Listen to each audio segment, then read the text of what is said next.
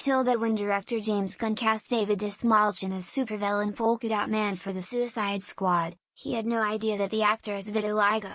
The skin disease gives Dastmalchian polka dots on his skin as a child. He was mocked by others as polka dots and Dalmatian. From the article, James did not know this about me when he cast me in his film, but I have a skin condition called vitiligo, which is an autoimmune disorder that erodes the pigment in my skin. And so I have polka dots, said Dastmalchian. Growing up as a kid going to the pool, others would bully me and call me things like polka dots, or spots or Dalmatian. It was powerful and cathartic for me to get to be Abner and be this guy who's kind of humiliated and has this ridiculous get-up. I don't know why there is a vitiligo stigma. It's cool as hell to me. It's beautiful. We marvel over the colorations of animals but shun it in humans. We have real-life calico humans running around and people are trying to cure it? Why? Maybe I just don't know enough about the condition. Does it cause pain? Are there any drawbacks other than having a cool-ass nature tattoo? Best thing about David Dastmalchian. A stray cat approached him on the set of the Suicide Squad in Panama. He adopted it and asked the costume department to make a polka dot cat outfit. The cat's name Abner Bubblegum Polka Dot Cat. I was genuinely upset. Spoilers with what happened to his character. I was fully prepared for a major injury that would take a long time to heal or something that would take him out of the superhero category but would still learn to deal with everything he has going. Reminds me of Sam Jackson's relationship to the phrase motherfucker.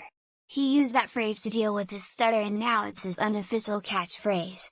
He has some interesting stories, like the time he held some folks hostage and ended up being convicted of a felony. Here's another fun fact: James Gunn added Polka Dot Man to the film after googling a bunch of worst DC supervillain listicles and finding PDM was always at the top. Children are monsters. If you got a good one you're lucky. I got 3 good ones and I know I'm lucky. I told them once that the reason people in olden times had so many children was because they were trying to get one good one. At the risk of offering an unsolicited opinion, vitiligo can be strikingly beautiful, and it pains me that people are ostracized for it, that people are made to feel ashamed about it by other people. It's amazing to me when someone who goes through childhood trauma adversity chooses a career that puts them in the spotlight. Dude also overcame a heroin addiction before becoming an actor. I also have vitiligo. I was so embarrassed by it as a kid. I rarely ever think about it as an adult, but I'm blessed with being naturally pretty pale and having a very mild case. The other day I saw 2 different people with vitiligo within a minute of each other. It's not like I stared, but I was struck by the statistical unlikelihood of it. Love this actor's face. I've always admired his terrific screen presence whenever I've seen him. Christopher Nolan is a fan too, he's cast him in 2 of his films. I'm confused. You can Google him shirtless and you can even Google his name and add vitiligo, but I see 0 polka dots on his body. Anywhere. In another strange coincidence, when he was cast in Ant-Man, the director didn't know that David's mother had been killed by the Baba Yaga. I like David. He's got this really eclectic delivery and seems like a really nice guy. Plus he can do broke characters extremely well. He couldn't quite explain it. It always just been there. I have vitiligo and as a kid it was brutal. Kids are fucking mean.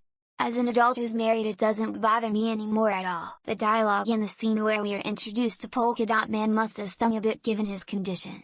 It was hilarious though. My grandmother has this condition and she always covered up when she was a kid because the other kids were cruel about it. Shut up when I am King of England. No one will ever dare call me Shorty Greasy Spot again. If he really wanted to fuck with Gunn he should have also said that he's got severe mommy issues as well. That's like an actual supervillain origin story and named David Dastmalchian alias Dalmatian. I also have vitiligo. Very mild. Spots on my shoulders, hands, feet and my junk. No complaints. His last name almost sounds like Dalmatian. What a wild condition to have with that last name. I'm a little confused. Gunn just casted someone randomly? Like what he drew a name out of a hat. Dastmalchian is a great actor.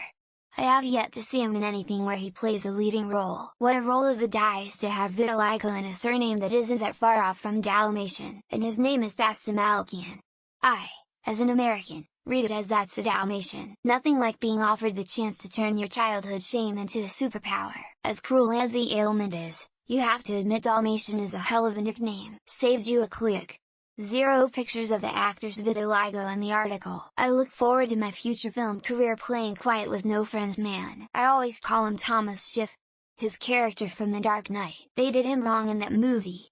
I wanted more of Polka Dot Man. Anyone else think of Uncle Ruckus every time you read vitiligo? Polka Dot Man, my beloved.